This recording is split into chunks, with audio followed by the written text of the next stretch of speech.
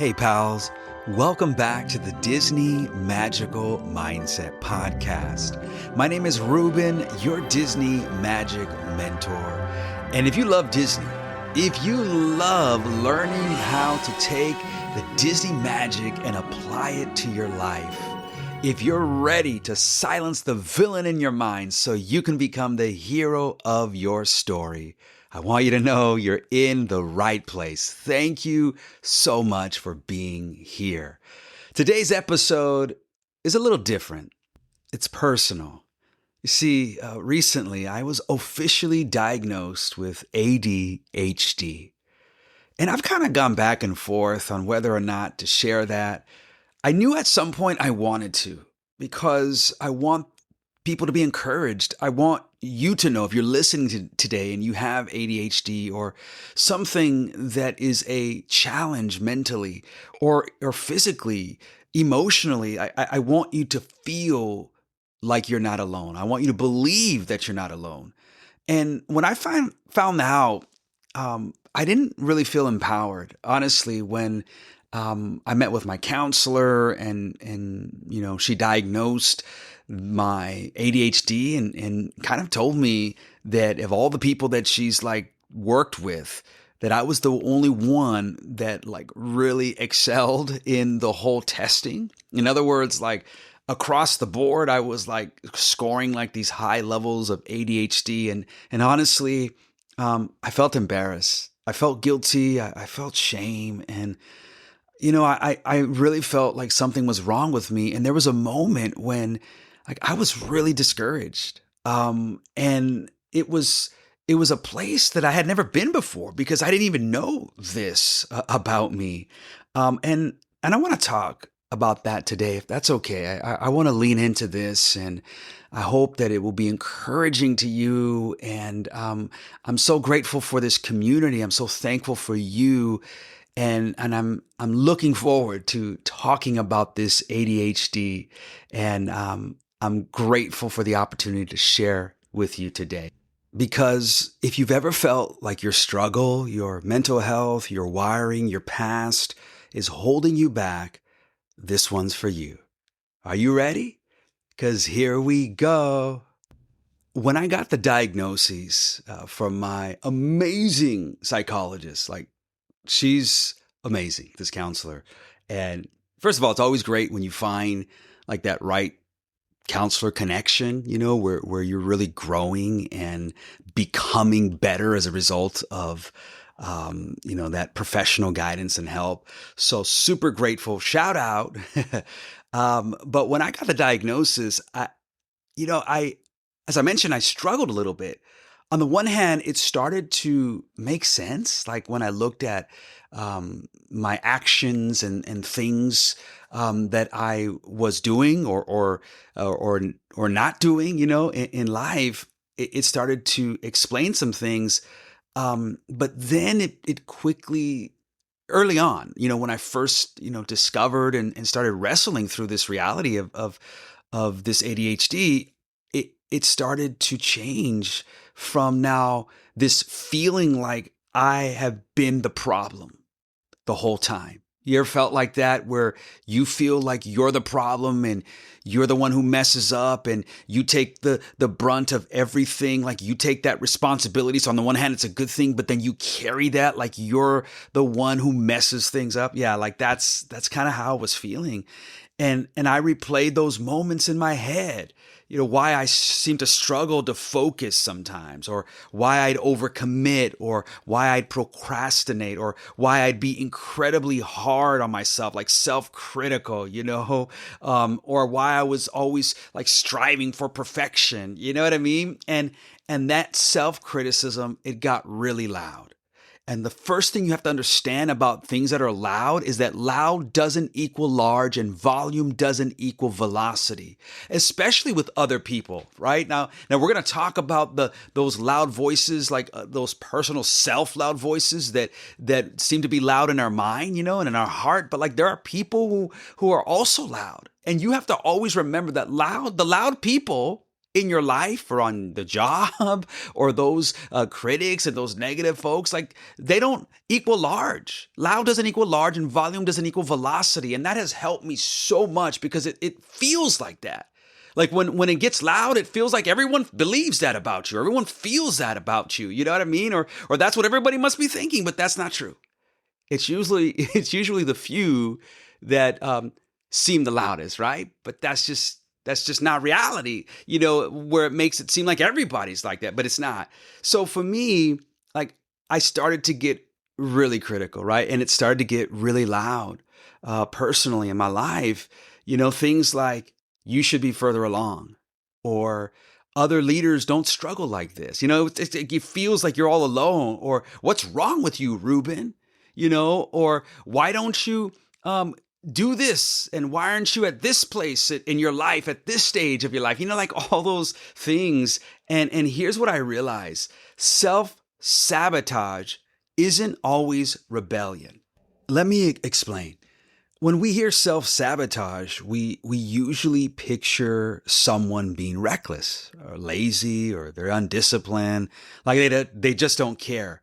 And that's the rebellion version, right? But a lot of the time, it's not rebellion at all. It's protection. It's your brain trying to keep you safe from something it perceives as risky, like rejection or failure, or embarrassment, or not being enough. You ever feel like you're not enough? For example, you might procrastinate on the project, not because you're defiant, but because if you never fully try, you never fully fail. Or you overthink instead of deciding, not because you love drama, but because certainty feels safer than vulnerability. Or you pull back when something starts going well. Are any of you ever like in that boat? Not because you don't want it, but because success raises the stakes, right? It raises the bar. So that's not rebellion. That's just fear dressed up as logic. And then when shame is involved, like with ADHD, like what I experience or have experienced, anxiety, comparison, insecurity, whatever, self-sabotage can become a quiet coping strategy. If I don't try, I can't disappoint anyone. If I stay small, I won't be exposed. Things like if I delay, I won't be judged. You see the difference? So rebellion says, I don't care, but self-protection says, I'm scared. And that's why this matters so much. Like that line matters so much, that self-sabotage isn't always rebellion.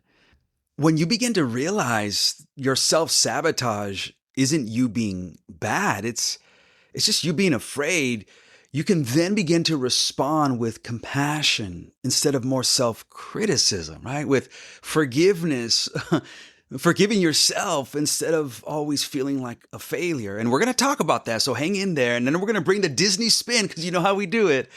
And you begin to realize you start to have this compassion. You start seeing compassion is what actually breaks the cycle. And sometimes, it's shame. And remember the difference between guilt and shame. Guilt is like feeling bad or, guilty for something you have done. Shame is something you feel you are.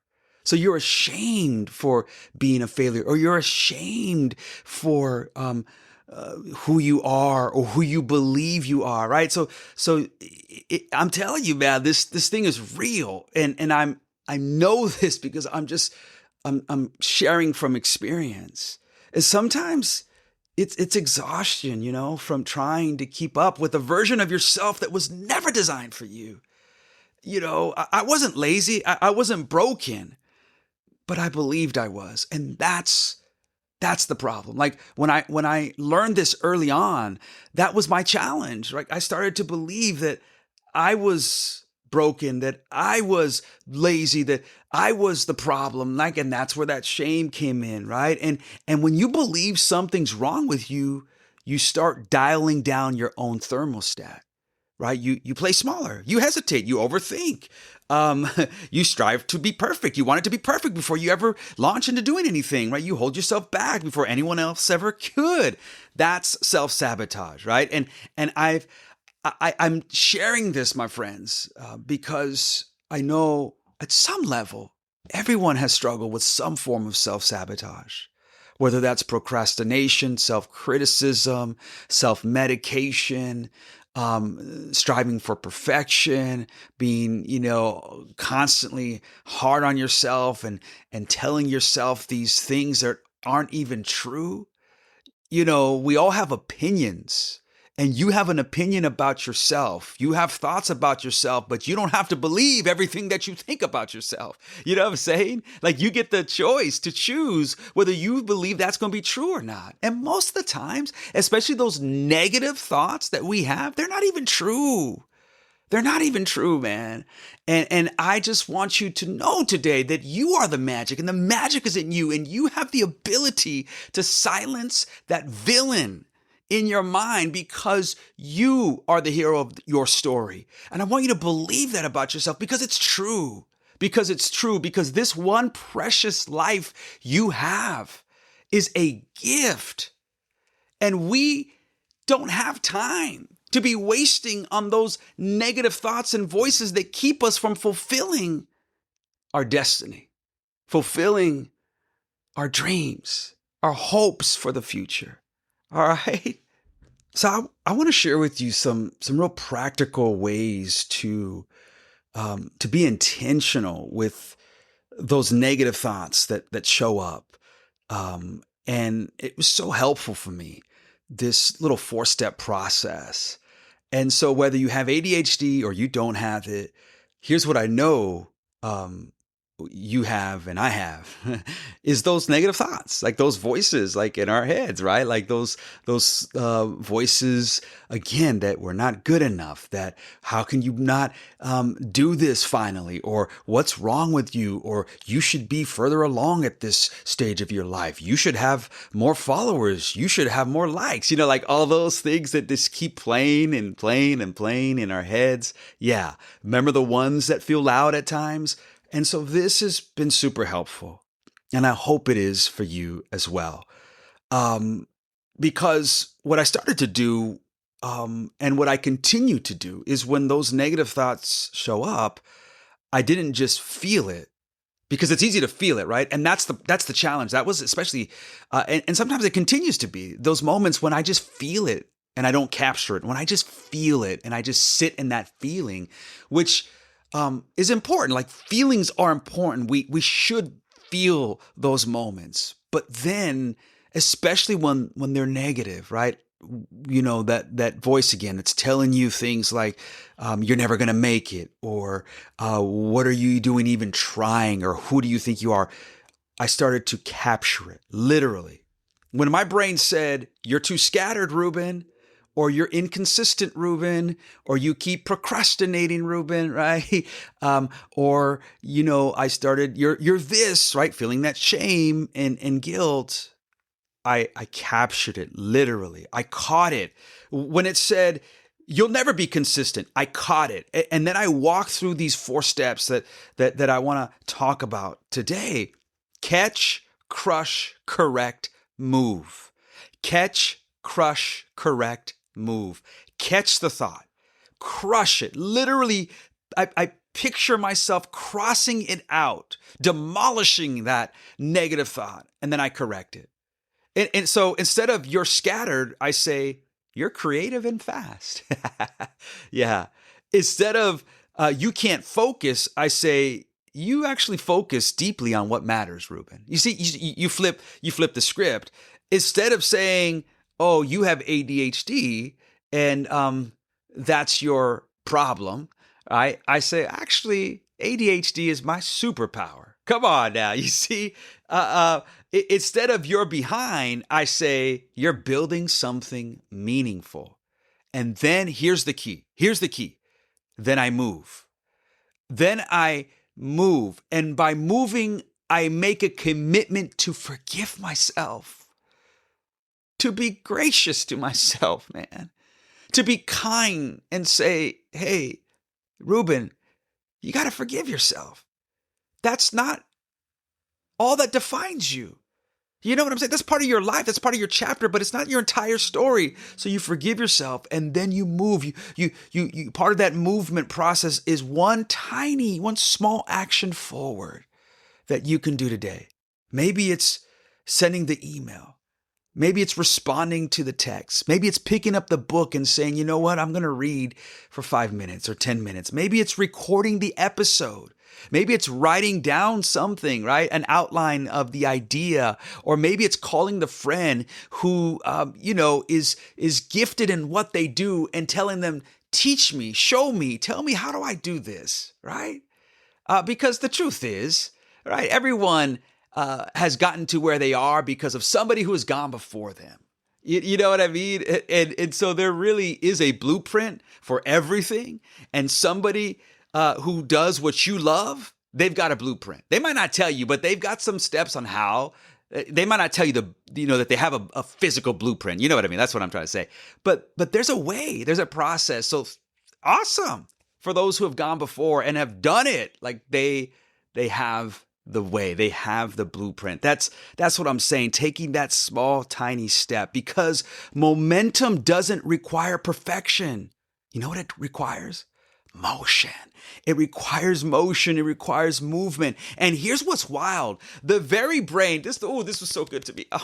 The very brain I use to criticize is the same brain that creates ideas, sees connections, feels deeply, and builds this community that I'm so passionate about, that I love to share this Disney magic, that I love to share weekly with you in this podcast or through my social media channels, and to just inspire and encourage and help people who don't get a chance to be in the park to know that you don't have to be in a Disney park to feel the magic, because you are the magic. And yes, I love being at a Disney park and I love sharing that with you, but I love, feeling this excitement that happens when I get to share and someone can come away and say, wow, that was awesome. Thank you for this magic. Like, yes. Isn't it crazy that same brain that I use to criticize, like my mind, is actually the same one that I also use to create those ideas and to create those connections and to just create this magic. Like, wow, that just moved me. The thing that I thought was my weakness started looking a lot like my superpower, like my strength, like my wiring. You know what I mean? It's not broken. Just that's the way my brain is wired. And so what helped me was, again, those 4 steps that I shared with you: catch, crush, correct, and move, and repeating that and doing that over and over and over again until I finally am able to get that negative thought out of my mind. But it was this belief that, okay, so I have ADHD. So what? Okay. Now that I'm aware of it, awesome. What are we going to do with it now? How am I going to use that to my advantage, to my strength? I can sit back and keep, whining or crying and whatever. I had those moments, you know what I'm saying? But then we step into it and we use that as a way to believe that we can do what we set our heart to. And nothing that we believe is a roadblock is a big enough roadblock to keep us back. Like, we have the power to demolish that thing and keep stepping into everything that we desire in this life. And I had to bring, of course, Disney, because I love it.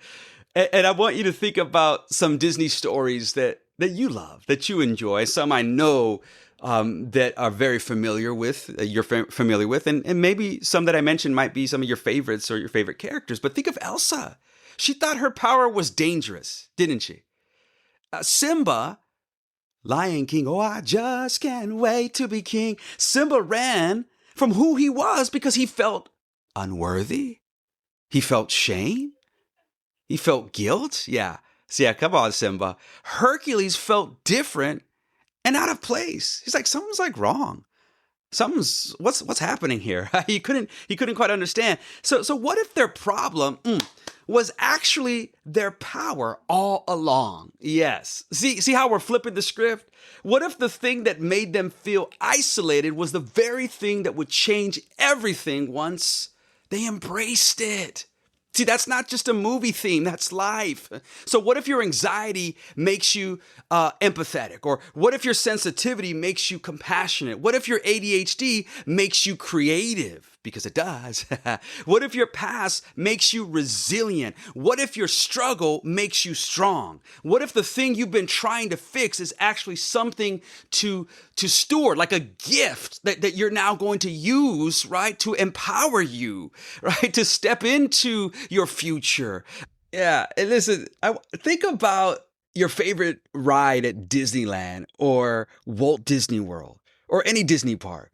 And I'm pretty sure that the ride you're thinking about has some kind of twist or drop or a sharp turn, something, right? If it were flat and predictable, guess what? Nobody's going to really wait in line. Think about that, right? It's the thrill is in the movement. The growth is in the stretch. And maybe your struggle isn't a villain. So stop seeing the struggle as the villain and start seeing it as part of your story that strengthens you and equips you and empowers you to be able to step into that story with confidence, with courage that you've got through your struggles so you can get through the next one, right? Look at you where you are today. And I know you've got a story to tell. I know you've been through some things. And look at you now. Like you're here. If you're listening to this right now, you're breathing. You're alive. You've got so much to offer, hope and a beautiful, amazing future, a happily ever after that I keep talking about.